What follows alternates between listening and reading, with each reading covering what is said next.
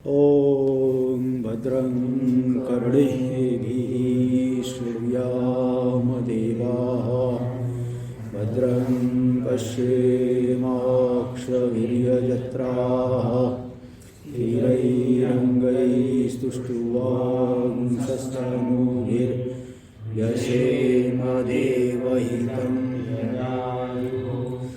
स्वस्ति न इन्द्रो वृद्धश्रवाः स्वस्ति नः पूषा विश्ववेदाः स्वस्ति नस्तारक्षो अरिष्टनेमिः स्वस्ति नो बृहस्पतिर्दधातु।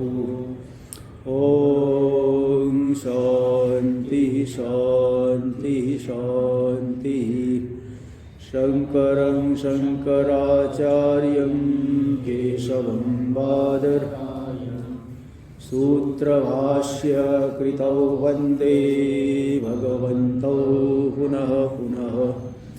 ईश्वरो गुरुरात्मेति मूर्तिभेदविभागिने व्योमवद्व्याप्तदेहाय दक्षिणामूर्तये नमः। ॐ शान्ति शान्ति शान्ति। जीवात्मनो पृथक्त्व। मांडुक्य उपनिषद का जो तृतीय प्रकरण अद्वैत संज्ञक प्रकरणम, इसमें युक्तियों के द्वारा सिद्ध किया जा रहा है कि अद्वैत मिथ्या नहीं है, द्वैत ही मिथ्या है। पहले तो बता चुके द्वितीय प्रकरण में, लेकिन अद्वैत मिथ्या नहीं है। यहाँ पे तो ये कारिका नंबर चल रही थी 14। जीवात्मनो पृथक्त्वं यत् प्राग उत्पत्ति। उत्पत्ति मतलब ज्ञानोत्पत्ति से ज्ञानोत्पत्ति। सम्यक ज्ञान संबंधी जो ज्ञान कांड है उपनिषद भाग, उससे पूर्व यानी कर्म कांड में जो जीवात्मा और परमात्मा का पृथक भेद बताया गया, वह भविष्यत वृत्तिया गौणम, भविष्यत वृत्ति से यानी आगे एकत्व कहा जाएगा, अतः द्वैत गौण है, वह पृथक भेद गौण है। गौणम तद मुख्यत्वम ही न युज्यते, उसे मुख्य नहीं माना जा सकता है, क्योंकि अद्वैत ही मुख्य है उसमें तात्पर्य होने से। इसी भूमिका आदि तो हो गई है। अब श्लोकाक्षर उत्तरम आह अत्र इत्यादि ना 148 पेज पे नीचे से दूसरी पंक्ति टीका। श्लोकाक्षर उत्तरम आह अत्र इत्यादि ना अत्र अत्रोच्यते। तो यहाँ शंका की है कि कर्मकांड और ज्ञान कांड वाक्यों का विरोध होने पर तो ज्ञान कांड वाक्यार्थ एकत्व ही सामंजस्य कैसे निश्चय कर लिया आपने? जब दो के साथ विरोध हो रहा है तो यही ठीक है, ऐसा कैसे कहोगे? तत्रोच्यते, इस विषय में कह रहे हैं कि यतो वायुमानी भूतानि जायन्ते, जिससे संपूर्ण भूत उत्पन्न हुए, जिसमें स्थित है, जिसमें लीन हो जाते हैं। यथा अग्नि क्षुद्रा विस्फुलिंगा, क्षुद्रा विस्फुलिंगा प्रजायन्ते तत्र चैवापयन्ति तथा अक्षरात् विविधा सौम्य भावा। अच्छा, क्षुद्रा विस्फुलिंगा प्रभवन्ते स्वरूपा, जैसे अग्नि के छोटे छोटे चिंगारियाँ समान रूप वाली उत्पन्न होती है। तथा अक्षरात् विविधा सौम्य भावा प्रजायन्ते तत्र चैवापयन्ति, उसी तरह से अक्षर परमात्मा से नाना प्रकार के पदार्थ उत्पन्न होते हैं और उसी में लीन हो जाते हैं। और भी तस्माद् वाये तस्माद् आत्मना आकाश संभूत, उसी आत्मा से आकाश उत्पन्न हुआ, आकाश के अनंतर वायु। तदक्षत, उसने इक्षण किया। तत्तेजो असृजत, उसने तेज की उत्पत्ति की। इत्यादि उत्पत्ति अर्थोपनिषद, उत्पत्ति का कथन करने वाले उपनिषद वाक्य था। व्युत्पत्ति, उत्पत्ति की जगह यहाँ व्युत्पत्ति भी पाठांतर है। व्युत्पत्ति एक अध्यारोपापवाद न्याय से सम्यक ज्ञान का कथन करने वाले जो उपनिषद वाक्य, उससे पहले पृथक्त्वम, प्राग पृथक्त्वम कर्मकांडे प्रकीर्तितम, इनसे पहले कर्मकांड भाग में जो पृथक्त्व बताया गया, तन्न परमार्थम, वह परमार्थ नहीं है। किम तरहि गौणम, फिर क्या है? गौण है। महाकाश घटाकाश आदि भेदवत, जैसे महाकाश घटाकाश आदि भेद वास्तविक नहीं होता, आकाश तो एक ही है। टीका में पृथक्त्वस्य गौणत्वे प्रागुक्तमेव दृष्टान्तमः, पृथक तो गौण है इसमें। पूर्व में जो दृष्टांत आकाश वाला दृष्टांत दिए उसी दृष्टांत को पुनः कह रहे हैं कि महाकाश घटाकाश आदि भेदवत, महाकाश घटाकाश आदि भेद के समान।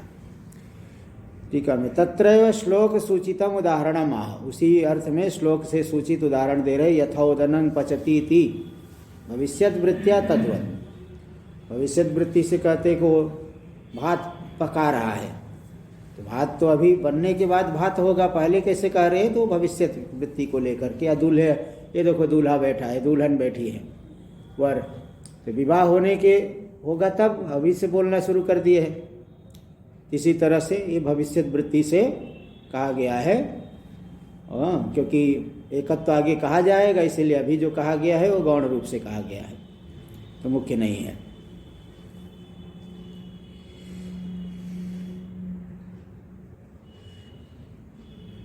मुख्यत्वम इति इत्यादि व्याचष्टे, मुख्यत्वम नहीं युज्यते इत्यादि वाक्य की व्याख्या कर रहे हैं। नहीं भेद वाक्या नाम कदाचिदपि मुख्य भेदार्थत्वम उपपद्यते, जो भेद वाक्य है कभी भी मुख्य रूप से भेद अर्थ का अर्थ उसमें संभव नहीं है।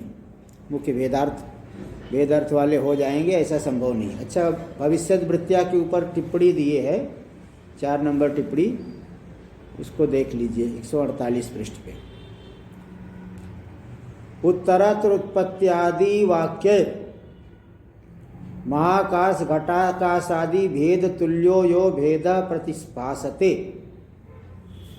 आगे जो ज्ञान कांड में उत्पत्ति आदि वाक्यों से महाकाश घटाकाश आदि भेद के समान जो भेद भाषित हो रहा है, यानी गौण रूपी गौण भेद जो है, स एवं पुरस्तात् कर्म वाक्य रुक्त, उसी को कर्मकांड भाग में कहा गया है। तो उत्पत्ति वाक्यों में जो गौण रूप से भेद कहा गया उसी को कर्मकांड भाग वाले वाक्यों में कहा गया, इसलिए वो गौण मानना पड़ेगा। तो इस तरह से अर्थ, ये भी अर्थ निकल जाएगा। एक तो उत्पत्ति का अर्थ व्युत्पत्ति सम्यक ज्ञान, अथवा या उत्पत्ति वाक्यों से जो महाकाश घटाकाश आदि भेद के समान भेद भाषित हो रहा है, वही कर्मकांड वाक्यों में वैसा ही भेद यानी गौण भेद ही कहा गया है, तो मुख्य नहीं है। नहीं तो बता दिए कि किसी भी भेद वाक्य में मुख्य भेदार्थत्व तो संभव नहीं है। स्वाभाविक अविद्यावत प्राणी भेद दृष्ट्यनुवादित्वाद आत्मभेद वाक्यान, आत्मभेद वाक्यों में भेद कैसे कहा गया है? तो बोले जो स्वाभाविक अज्ञानी प्राणी लोग हैं, स्वाभाविक अविद्यावत प्राणी भेद, स्वाभाविक रूप से जो अविद्या वाला ज्ञानी प्राणी है, विद्यावान है, ऐसे प्राणी भेद, ऐसे प्राणियों के भेद दृष्टि का अनुवाद करें, क्योंकि सामान्य रूप से सभी को भेद का ज्ञान होता है, अनादिकाल से ही हो रहा है भेद ज्ञान। प्राणियों में होने वाली जो भेद दृष्टि है उसी का अनुवाद कर रहे हैं आत्मभेद वाक्य, उसी सामान्य लोगों की दृष्टि का अनुवाद करें। 4 नंबर टिप्पणी में दे रहे लोकिति, नहीं 4 नंबर भेद दृष्टि, यहाँ टिप्पणी नहीं है, यहाँ नहीं है, आत्मभेद वाक्यानाम। टीका में देख लीजिए।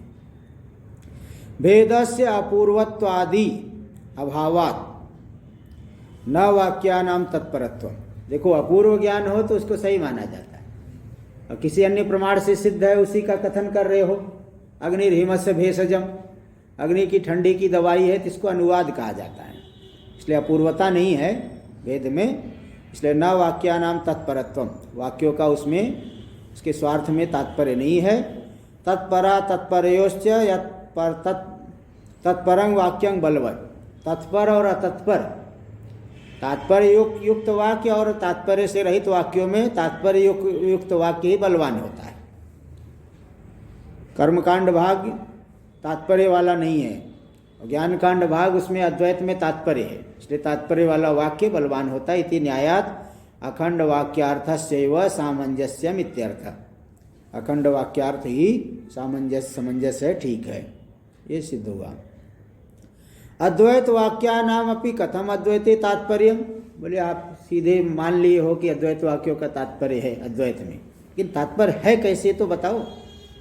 अद्वैत वाक्यों का अद्वैत में तात्पर्य है कैसे है बताओ। इत्याशंक्य अपूर्वार्थत्वात्, उपपत्ति मत्वाच इत्यादि। सिद्धांति कह रहा अपूर्वता है वहाँ पे, ये किसी अन्य प्रमाण से सिद्ध नहीं हो रहा है कि उसका अनुवाद कर रहे, अपूर्वता नवीनता है। प्रमाण से तो अज्ञात ज्ञापको वेद, अज्ञात अर्थ का ज्ञापक को ही प्रमाण कहा जाता है। वेद भी अज्ञात अर्थ का ज्ञापन कर रहे हैं, इसलिए प्रमाण है।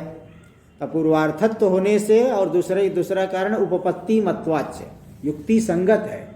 युक्ति से विचार करने पर भी कोई विरोध नहीं है वहाँ पे, युक्ति संगत है, इसलिए उसको उसमें अद्वैत में ही उनका तात्पर्य अद्वैत वाक्यों का मानना पड़ेगा। इत्यादि इह च भाष्य में, इह च उपनिषत्सु उत्पत्ति प्रलयादि वाक्य, उपनिषद भाग में उत्पत्ति प्रलयादि वाक्यों के द्वारा जीव परमात्मनोर एकत्वमेव प्रतिपिपादयिषितम्, जीव और परमात्मा का एकत्व ही प्रतिपिपादयिषित है, तात्पर्य विषयीभूत है। प्रतिपिपादयिषा का विषय है, तात्पर्य का विषय है। क्या वाक्य है? तत्त्वमसि अन्योषावन्योहम अस्मि इति न स वेद इत्यादि भी। वह ब्रह्म, तुम ही ब्रह्म हो, देवता अन्य है, मैं अन्य हूँ, ऐसा नहीं जानने वाला नहीं जान सकता। भेद को देखने वाला कभी भी वास्तविक तत्व को नहीं जान सकता है। इत्यादि वाक्यों से यही मालूम पड़ रहा है कि जीव ब्रह्म की एकता ही तात्पर्य का विषय बन रही है। टीका में, अद्वैतम तावत मानांतरा गोचरत्वाद अपूर्वम एकमेवा द्वितीयम इति प्राग अवस्थायाम ब्रह्म द्वितीयम श्रुतम। अद्वैत क्या है? अन्य प्रमाण का विषय नहीं, इसलिए अपूर्व है, इसमें नवीनता है। और एकमेवा द्वितीयम, ये जो है इन वाक्यों के द्वारा प्राग अवस्था में, प्रलय काल में अद्वितीय ब्रह्म अद्वितीय माना गया है। सृष्टि से पहले, सृष्टि से पूर्व काल में ब्रह्म को अद्वितीय कहा गया है। और तदेव इदम सृष्ट्वा तसृष्ट्वा तदेवानुप्राविशद इति श्रुतेर अनुप्रविष्टम जीवो अभिलप्यते। तसृष्ट्वा तदेवानुप्राविशद, उस ब्रह्म ने सृष्टि करके स्वयं ही प्रविष्ट हो गया। इस श्रुति से वही ब्रह्म ही जगत की सृष्टि करके अनुप्रविष्ट हो करके व्यवहार करने के लिए अनुप्रविष्ट हो करके जीवो अभिलप्यते, इसी ब्रह्म को जीव शब्द से कहा जाता है। तेन जीवस्य ब्रह्मता संभवति, इसलिए जीव में ब्रह्म रूपता संभव है, क्योंकि ब्रह्म ही जीव बना हुआ है। इति उपपत्त्यापि श्रुतेर अद्वैतार्थत्वम गम्यते, इस युक्ति से भी यही मालूम पड़ रहा है श्रुति के का अद्वैत में ही तात्पर्य है। सृष्टियादि श्रुति नाम अद्वैते तात्पर्यम, और सृष्टि आदि का कथन करने वाली जो श्रुतियाँ हैं उनका भी अद्वैत में ही तात्पर्य है। न सृष्टियादौ इति अनंतरम एव वक्ष्यते, सृष्टि आदि में नहीं है उनका तात्पर्य। इस बात को तो अगले ही श्लोक में, अगली ही कारिका में हम बता रहे हैं, चिंता की बात नहीं है, अगली ही कारिका में बता देंगे। तस्माद अद्वैते श्रुतेस तात्पर्या तदर्थस्यैव तात्विकता इत्यर्थ, इसलिए अद्वैत में ही श्रुति का तात्पर्य होने से अद्वैत अर्थ ही तात्विक है, उसी में तात्विकता है। न केवलम उपपत्तेरेव अद्वैते श्रुतेस तात्पर्यम किंतु नवकृत्यो अभ्यासादपि, केवल युक्तियों से ही अद्वैत में श्रुति का तात्पर्य नहीं है, किंतु 9 बार अभ्यास, बारंबार आवृत्ति की गई तत्त्वमसि तत्त्वमसि, 9 बार कहा गया, इस हेतु से भी अद्वैत को ही सत्य मानना पड़ेगा, तात्पर्य विषयीभूत मानना पड़ेगा। तो तत्त्वमसि ये बता दिए। भेद दृष्टेर अपवादाच श्रुतेर अद्वैते तात्पर्यं प्रतिभाति इत्याह, भेद ज्ञान का निषेध किया गया है, उसकी निंदा की गई। अन्योसौ अन्योहम इति अस्मि इति न स वेद, वह देवता मुझसे भिन्न है, मैं उससे भिन्न हूँ, ऐसी जिसकी दृष्टि है वह कभी भी तत्व को नहीं जान सकता है। इस तरह से भेद दृष्टि का निषेध किया गया है, निंदा की गई है, इसलिए भेद में तात्पर्य नहीं है। आदि शब्देन, आदि शब्द से किसको लेना? अद्वैतवादिनी द्वैत निषेधिनी च वचनांतराणी गृह्यन्ते, अद्वैत का कथन करने वाली और द्वैत का निषेध करने वाले अन्य सभी वचनों को ग्रहण कर लिया जाएगा आदि पद से। एकत्वमेव प्रतिपिपादयिषितम् इति पूर्वेण संबंध, एकत्व ही प्रतिपिपादयिषित है, ये पूर्व के साथ। इत्यादि भी देखो, तत्त्वमसि अन्योसौ अन्योहम अस्मि इति न स वेद इत्यादि भी, इत्यादि भी के बाद पूर्ण विराम है, तो किम इत्यादि भी किम, तो पूर्व के साथ अन्वय करना। इत्यादि भी एकत्वमेव प्रतिपिपादयिषितम्, इत्यादि वाक्यों से एकत्व ही तात्पर्य विषयीभूत है, ऐसा मालूम पड़ रहा है। एकत्वे श्रुते तात्पर्य सिद्धि, एकत्व में श्रुति का तात्पर्य है सिद्ध होने पर तृतीय पादावष्टम्भेन फलितम आह, तृतीय पाद के आधार पर फलित को दिखा रहे। अत इति भाष्य में अत उपनिषत्सु एकत्वं श्रुत्या प्रतिपिपादयिषितं भविष्यति इति भाविनीम एकत्व वृत्तिम आश्रित्य लोके भेद दृष्टि अनुवादो गौण एवं इत्यभिप्राय। इसलिए उपनिषदों में जो एकत्व श्रुति के द्वारा तात्पर्य विषयीभूत है, आगे बताया जाएगा, तात्पर्य विषय रूप से बताया जाएगा। इसलिए भाविनी एकत्व वृत्ति को, एकत्व वृत्तिम तो छूटा हुआ है, 3 नंबर टिप्पणी में भी एकत्व वृत्तिम दी। अबाधित एकत्वावगतिम, अबाधित एकत्व के ज्ञान का आश्रय लेकर के लोक में जो भेद दृष्टि है उसी का अनुवाद कर दिया गया है कर्मकांड भाग में। आगे उपनिषद भाग में एकत्व को तात्पर्य रूप से बताया जाएगा। इस तरह से भावी जो अबाधित एकत्व ज्ञान को ध्यान में रख करके आरंभ में कर्मकांड भाग में जो भेद को बताया गया वो लौकिक भेद दृष्टि का अनुवाद किया गया है ना। इसलिए उसमें तात्पर्य नहीं है, इसलिए उसको सत्य नहीं माना जा सकता। तो इसलिए लोके भेद दृष्टि अनुवादो गौणा एवं इत्यभिप्राय।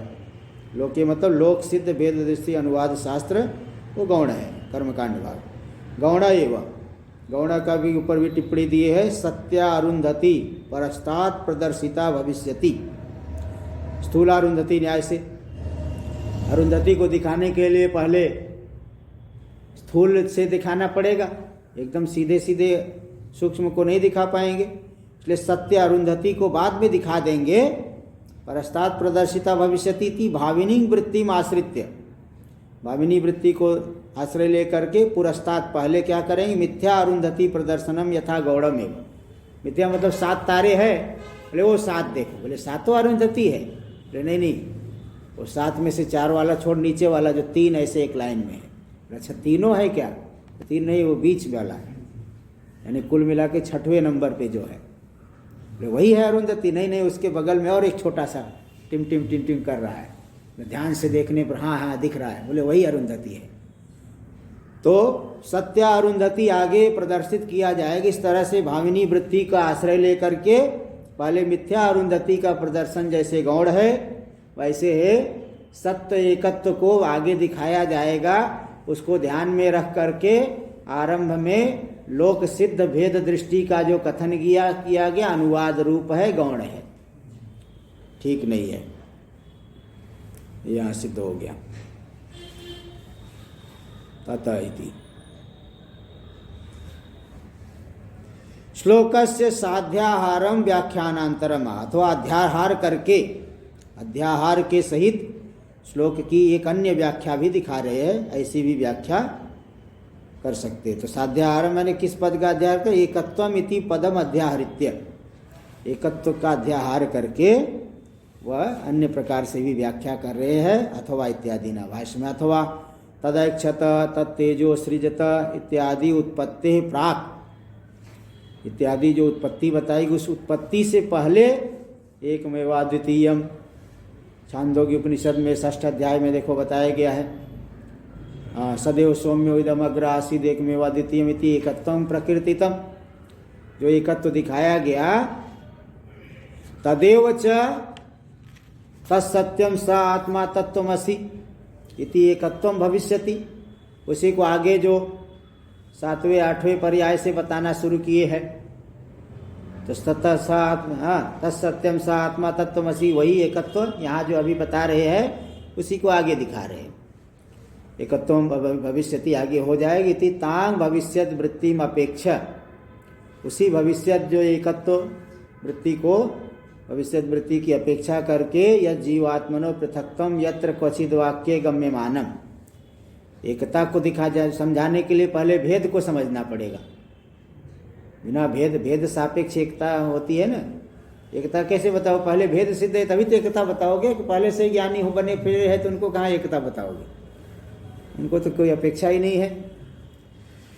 तो ये जो जीवात्मा का पृथक जिन किसी वाक्यों में गम्यमान हो रहा है, बुद्धिमान हो रहा है, जाना जा रहा है, तद गौणम, वह गौण हो गया। यथा ओदनम पचती इति तद्वत, जैसे भात पकाता है, यह कथन गौण है, क्योंकि भात तो बनने के बाद होगा। तो भविष्यत वृत्ति से भात कह दिया गया, ऐसे ही भविष्यत वृत्ति से वेद पृथक तो कह दिया गया है। आगे की एक सत्य एकता को लेकर के यहाँ गौण रूप से पृथक तो कह दिया गया। ठीक है, हम तो इस तरह से अर्थ हुआ।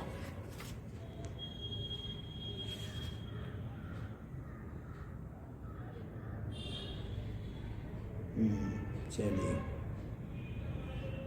4 नंबर टिप्पणी, यथा ओदनम तंडुले से ओदन व्यवहारो यथा गौणस तथा अभेदे भेद व्यवहार। तंडुलों में जो ओदन व्यवहार गौण है, इसी तरह से अभेद आगे बताएंगे। उस अभेद में पहले जो भेद व्यवहार किए वह गौण हो गया। अभेद को बताना आगे है तात्पर्य रूप से, और पहले भेद को बताए, ये गौण हो गया। इस तरह से हो गया। आगे देखिए, टीका पूरी हो गई। हाँ, टीका पूरी हो गई। आगे देखिए टीका में भूमिका। सृष्ट्यादि श्रुतिषु शब्द शक्ति वशात एवं सृष्ट्यादि भेद दृष्टेर अद्वैतानुपत्ति। बोले सृष्टि का कथन करने वाली बहुत सी श्रुतियां हैं, उसमें शब्द शक्ति वशात, शब्दों का जो अर्थ बोधन सामर्थ्य है, शक्ति वृत्ति से शब्द अर्थ का बोध कराते हैं, तो शब्द शक्ति के बल से जो सृष्ट्यादि भेद दृष्टे है, सृष्ट्यादि भेद का ज्ञान हो रहा है, सृष्टव्य आकाश आदि में परस्पर भेद का ज्ञान हो रहा है, इसलिए अद्वैत संभव ही नहीं है। अद्वैतानुपत्ति, अद्वैत कैसे संभव है? शब्द शक्ति से जो है भेद का ज्ञान हो रहा है, तो अद्वैत कैसे आप समझ बता दोगे? तो इत्याशंका है, ऐसी आशंका होने पर कह रहे नहीं, अद्वैत में बुद्धि का अवतरण करने के लिए, बुद्धि में अद्वैत को उतारने के लिए पहले द्वैत का सहारा लिया गया। अध्यारोप करके अपवाद करेंगे तब अद्वैत में हमारी बुद्धि दृढ़ हो जाएगी। इसलिए अध्यारोपापवाद न्याय से वह सृष्टि आदि को बताया गया है। इसको दिखा रहे कारिका नंबर 15 में। अच्छा है, हाँ, मृल्लोह, ठीक है, ठीक है। मृल्लोह विस्फुलिंगाद्यैः सृष्टिर्याचोदितान्यथा उपायः सोऽवताराय नास्ति भेदः कथंचन।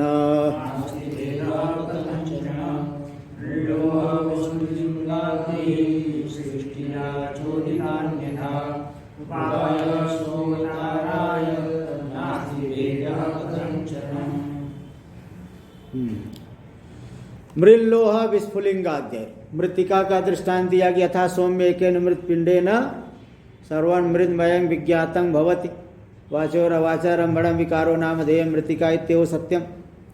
मृतिका दृष्टांत दे करके बताया गया एकत्व को। तो लोह का दृष्टि यथा एकेन लोह पिंडेन विज्ञातेन सर्वं लोहमयं कृष्णायसं कार्ष्णायसं विज्ञातं भवति वाचारंभणं विकारो नामधेय मृत कृष्णायसम एवं सत्यम। और सुवर्ण आदि का दृष्टांत दिए। विस्फुलिंग, विस्फुलिंग का तो अभी भी बता दिए। यथा अग्ने क्षुद्रा विस्फुलिंगा प्रभवन्ते स्वरूपा तथा अक्षरात् विविधा सौम्य भावा प्रजायन्ते तत्र चैवा पियन्ति। अग्नि से छोटी छोटी चिंगारियाँ निकलती, इसी तरह से अक्षर परमात्मा से नाना प्रकार के पदार्थ निकलते हैं। तो मृतिका दृष्टांत दे करके, लोह दृष्टांत दे करके, विस्फुलिंग दृष्टांत दे करके, सुवर्ण का दृष्टांत दे करके जो सृष्टि भिन्न भिन्न प्रकार से, भिन्न भिन्न क्रम से सृष्टि बताई गई, चोदिता बोधिता कही गई, कथिता, तो वह जो सृष्टि का कथन है उपाय सोवताराय, हमारे बुद्धि में अद्वैत का अवतरण हो जाए, उपाय हो जाए, आरूढ़ हो जाए, अद्वैत हमारी बुद्धि में प्रविष्ट हो जाए, इसके लिए वह उपाय है। तो नास्ति भेद कथंचन, वास्तव में कोई भेद नहीं है, किसी भी प्रकार से भेद संभव ही नहीं है, बन ही नहीं सकता। ते उपाय क्योंकि सीधे कोई अगर निषेध करे ना, नेति नेति पहले ही दिन बोलने लगे आरंभ में ही, ब्रह्म में कोई जगत नहीं है, ब्रह्म में नहीं तो फिर दूसरी जगह होगा, कौन है कहाँ है, फिर वो दूसरी जगह समझ बैठेगा। ब्रह्म से जगत नहीं हुआ है, अच्छा तब तो प्रधान से जगत हुआ होगा, अथवा परमाणुओं से जगत हो जाएगा।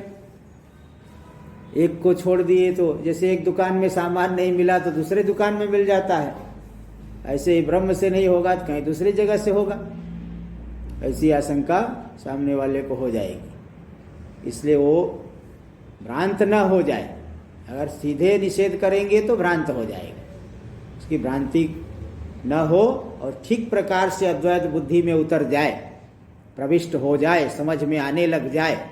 इसके लिए पहले सृष्टि आदि बताए कि उसी पर ब्रह्म परमात्मा से आकाश आदि के क्रम से सृष्टि हुई और फिर उसी में स्थिति भी है, उसी में जाकर के लीन हो जाता है। इसलिए पूरा का पूरा जगत अद्वैत अद्वितीय परमात्मा से भिन्न नहीं है।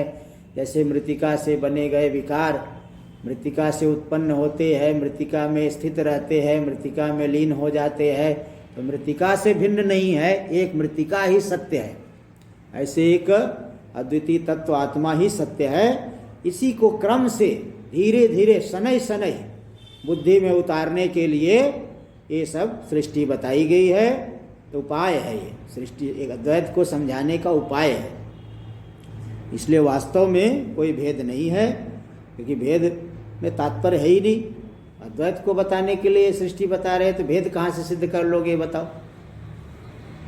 भेद है ही नहीं तो कहाँ से सिद्ध कर लोगे? जैसे स्वप्न में कोई जगत बना ही नहीं तो कहाँ से सिद्ध कर लोगे?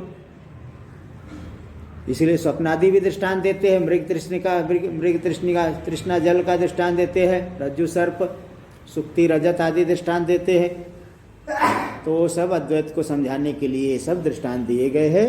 वास्तव में कोई भेद संभव ही नहीं है। देख लीजिए टीका में, उत्पत्त्यादि श्रुतीनाम स्वार्थ निष्ठत्वम उपेत्य व्यावर्त्यं चोद्यम उत्थापयति। उत्पत्ति आदि श्रुतियों का स्वार्थ में तात्पर्य है, ऐसा पूर्व पक्षी कहे। स्वार्थनिष्ठ है यानी जिस अर्थ का कथन कर रहे उसी में उनका तात्पर्य है।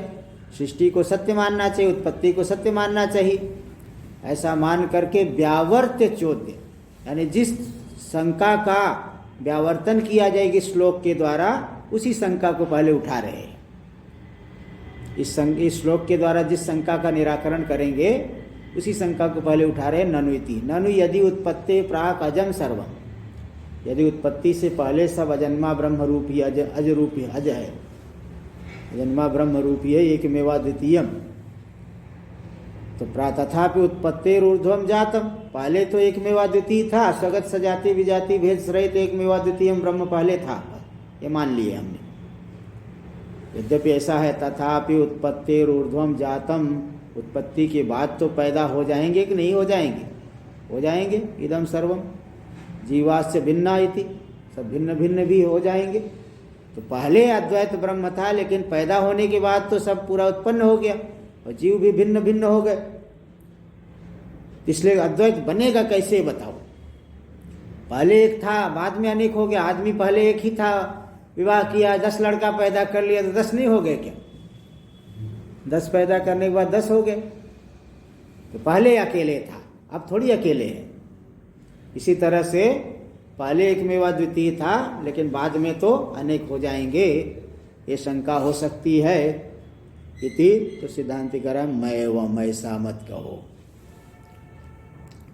टीका में, तासाम स्वार्थ निष्ठत्वा भावात्, जो सृष्टि का प्रतिपादन करने वाली श्रुतियां है स्वार्थनिष्ठ नहीं है, अपने अर्थ का प्रतिपादन में उनमें तात्पर्य नहीं है, बल्कि अन्य दृष्टि से कही गई है। स्वार्थनिष्ठत्व नहीं होने से निरवकाशम चोद्यम, आपकी ये जो शंका है निरवकाश है, उसके लिए कोई जगह ही नहीं है। शंका के लिए कोई जगह बची नहीं रहती। परिहरत, इस तरह से परिहार करे, मैवम ऐसा मत कहो, वो बात आपकी गलत है। भाष्य में, अन्यार्थत्वाद उत्पत्ति श्रुति नाम, उत्पत्ति श्रुतियों का अन्य अर्थ है, अन्य में तात्पर्य। निषेध के समर्पक रूप से अद्वैत श्रुति के अंग बनते हैं। अद्वैत श्रुतियों में निषेध किया जाएगा ना, नेति नेति के द्वारा। किसका निषेध किया जाएगा? उस निषेध को बताने वाला भी तो कोई चाहिए। जिनका निषेध किया जाएगा उसको बताने वाला भी चाहिए। तो निषेध के समर्पक है द्वैत का प्रतिपादन करने वाली श्रुतियाँ। अद्वैत का प्रतिपादन करने वाली श्रुतियाँ सकल जगत का निषेध करेंगी। उसी निषेध जगत का समर्पण कर रही है। पहले निषेध को बता दे रही है, बाद में उनका निषेध हो जाएगा। इसलिए निषेध के समर्पक रूप से अद्वैत श्रुति के अंग बन रही है सृष्टि प्रतिपादक श्रुतियाँ। इसलिए कोई दोष नहीं है। तो अन्यार्थत्वात् वही बता रहे हैं कि वे जो श्रुतियाँ हैं अन्यार्थत्वाद उत्पत्ति श्रुति नाम, उत्पत्ति का कथन करने वाली श्रुतियाँ अन्यार्थ है, निषेध के समर्पक रूप से अद्वैत श्रुति के शेष है। टीका में परिहृतत्वाच्च नेदम चोद्यम सावकाशम, इस शंका का परिहार हो जाने से पहले ही परिहार कर दिया कि इसलिए कोई जगह ही नहीं है इस शंका के लिए। इत्या पूर्वम अपीति, पूर्वम अपि परिहृत एव अयम दोष, जिस दोष की आप बात कर रहे हो उसका तो हम पहले भी परिहार कर चुके हैं। कहाँ, कौन से दोष का? श्रुति विरोध दोष का परिहार हम पहले कर चुके हैं। उसमें कोई तात्पर्य नहीं है द्वैत प्रतिपादन करने वाली श्रुति में। कहाँ परिहार की हो, थोड़ा याद दिला देते तो ठीक था। तो बोल रहे अभी किए थे ना, स्वप्नवद आत्म माया विसर्जिता संघाता घटाकाशोत्पत्ति भेदादिवत जीवानाम उत्पत्ति भेदादि रीति। ये जो संघात है इसी प्रकरण में 10वीं कारिका में इस बात को बताए हैं हम। 10वीं कारिका में आ चुका है। संघाता स्वप्नवत सर्वे आत्म माया विसर्जिता आधिक्य सर्वसाम्ये व नोपपत्तिर्हि विद्यते। जितने भी संघात है स्वप्न के समान ही अपनी आत्म संबंधी माया से रचित है। इसमें कोई श्रेष्ठ है, कोई कम है, कोई सब बराबर है, न श्रेष्ठ न कम ज़्यादा न बराबर। इसमें किसी में भी कोई युक्ति है ही नहीं, तो कहाँ से श्रेष्ठ होंगे अथवा समान होंगे? किसी की उत्कृष्टता और किसी की समानता ये जब है ही नहीं तो कहाँ से सब बनेगी? इसलिए इस बात को हम पहले ही बता चुके हैं। स्वप्न के समान है, आत्म माया विसर्जित है, ये बता चुके हैं। इसलिए संघाता वैसे संघात घटाकाशोत्पत्ति भेदादिवत, घटाकाश की घट की उत्पत्ति से घटाकाश की उत्पत्ति आदि भेद आदि का ज्ञान जैसे हो जाता है, इसी तरह से जीवानाम उत्पत्ति भेद आदि, जीव की उत्पत्ति और भेद आदि उसी तरह से घटाकाश आदि के समान ही है। टीका में यदि प्रकृतोत्पत्त्यादि श्रुतिभ्य सकाशात् उपक्रमोपसंहारैक रूप्यम तात्पर्य लिंगम आकृष्य उद्भाव्य मृषा सृष्ट्यादि श्रुते स्वार्थ परत्वं परिहृतम तर्हि पुनरुपन्यासो वृथा स्यादिति आशंकते। बोले यदि प्रकृति जो उत्पत्ति आदि श्रुति से उपक्रमो संहार एक रूपी एक रूपता एक रूप्यम वहाँ से ले करके उपक्रमोपसंहार एक रूप्यता रूपी जो तात्पर्य लिंग है उसको आकृष्य उसको ले करके उद्भाव्य मृष्या सृष्ट्यादि श्रुते स्वार्थ परत्वं परिहृतम, यानी प्रकृत उत्पत्ति आदि श्रुति से यतो आयमानी भूतानी इत्यादि जो सृष्टि का कथन करने वाली श्रुतियाँ हैं, वहाँ से उपक्रमोपसंहार ऐक्य रूप्य तात्पर्य लिंगम आकृष्य, उपक्रमोपसंहार की एकता आरंभ में और अंत में एक कथन होना, इसके एक रूपता रूपी तात्पर्य लिंग को लेकर के उद्भाव्य मृषा सृष्ट्यादि श्रुते स्वार्थ परत्वं परिहृतम, मृषा सृष्ट्यादि श्रुति के जो है स्वार्थ परत्व का उद्भावन करके उसका परिहार कर दिया गया। तो मतलब यह है तात्पर्य लिंग की एकता है ना, अद्वैत प्रतिपादन अद्वैत में ही तात्पर्य है।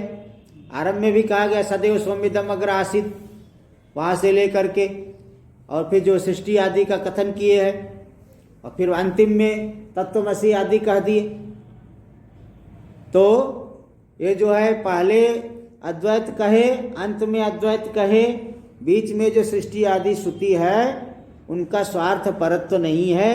ये कैसे सिद्ध हुआ कि उपक्रमोपसंहार है के रूपी तात्पर्य लिंग के आधार पर सिद्ध हुआ कि सृष्टि आदि श्रुति स्वार्थ पर नहीं है। यदि ऐसी बात है तभी पुनरुपन्यासो वृथा, इसका कथन तो पहले ही कर चुके हो ना, दोबारा इसका कथन क्यों कर रहे हो? बारंबार इसका कथन क्यों कर रहे हो? तो व्यर्थ हो गया।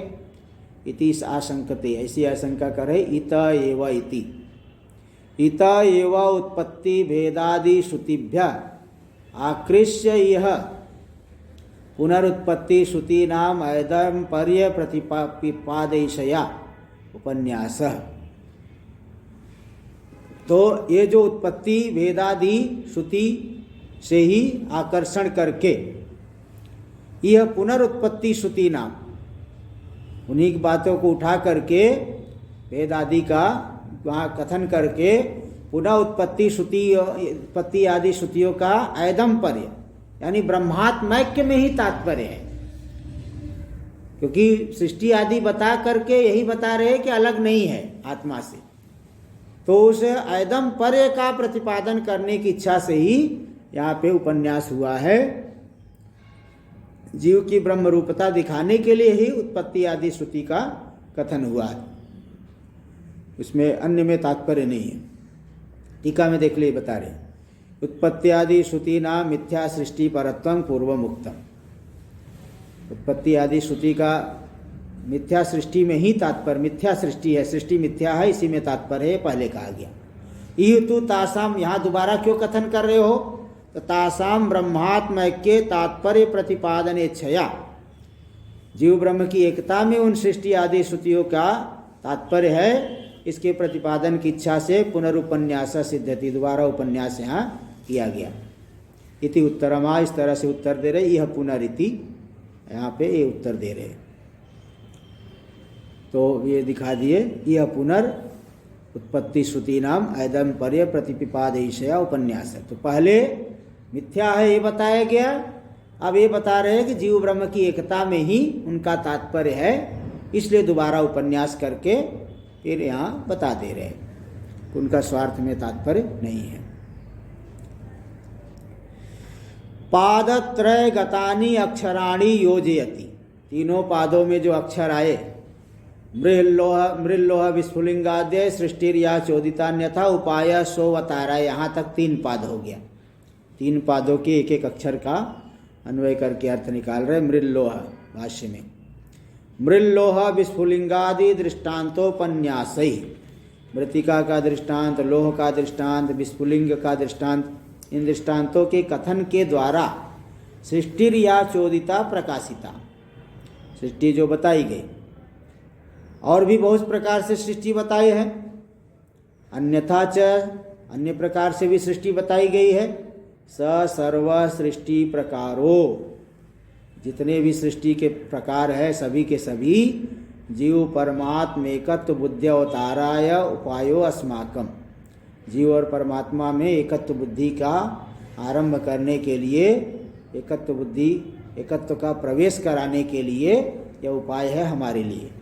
सभी सृष्टि पर प्रकार जीव ब्रह्म की एकता को जानने में उपाय बन जाते हैं, इससे उपाय जो है बन जाते हैं सभी को, इसी इनके माध्यम से सभी लोग जीव ब्रह्म की एकता को समझ सकते हैं। टीका में, यह शब्द शक्त्या प्रतीयते न श्रुत्यर्थो भवत किंतु तात्पर्य गम्यस्यैव श्रुत्यर्थता इत्यत्र दृष्टान्तम। बोले शब्द शक्ति से तो सृष्टि आदि का ज्ञान हो रहा है, वेद का ज्ञान हो रहा है, तो सिद्धांति कह रहे हैं शब्द शक्ति से जो प्रतीत होता है वह श्रुत्यर्थ नहीं होता, किंतु तात्पर्य जिसमें रहता है उसी वही श्रुत्यर्थ होता है।